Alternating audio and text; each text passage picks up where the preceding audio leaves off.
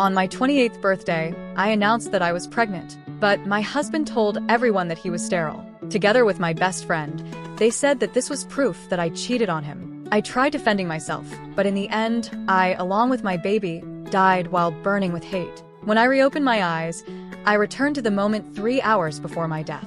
Alania, I'm sterile. Just who is the father of your baby? The sharp edge of the paper cut my cheek, and the pain brought my mind back to the present. I instinctively touched my belly. It was soft, warm, and had a slight bump. When I looked around, I found that my family and friends were all staring at me strangely. If I hadn't gone to the hospital for a checkup because I was feeling unwell, you would have kept this from me.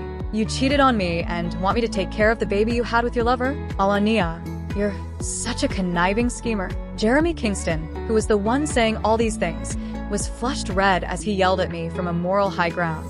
I stared at Jeremy with a stony face and dug my nails into the flesh of my palms. Burning hatred swam through every part of my body.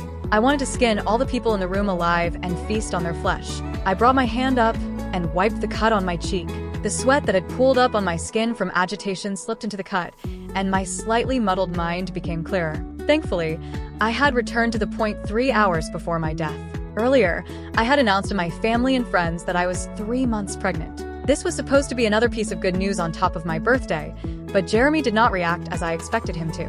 He pulled a long face. He brought out a medical checkup report from his bag and threw it at my face before saying that he was sterile. Shock made my mind still. I could only stare at him in dumbfoundedness as my lips quivered. When the people around us saw that the situation was not right, they wanted to mediate the situation, but Joy Murray, my best friend, suddenly stomped her feet. I told you not to go to that man anymore, but you refused to listen, she grumbled. Look at what happened now. You've caused such a huge ruckus. What are you going to do now? Her simple words made me an unredeemable criminal, simply because Joy had been my best friend for 7 years. We were like twins attached to the hip and shared all our secrets with each other. Hence, whatever she said had to be the truth.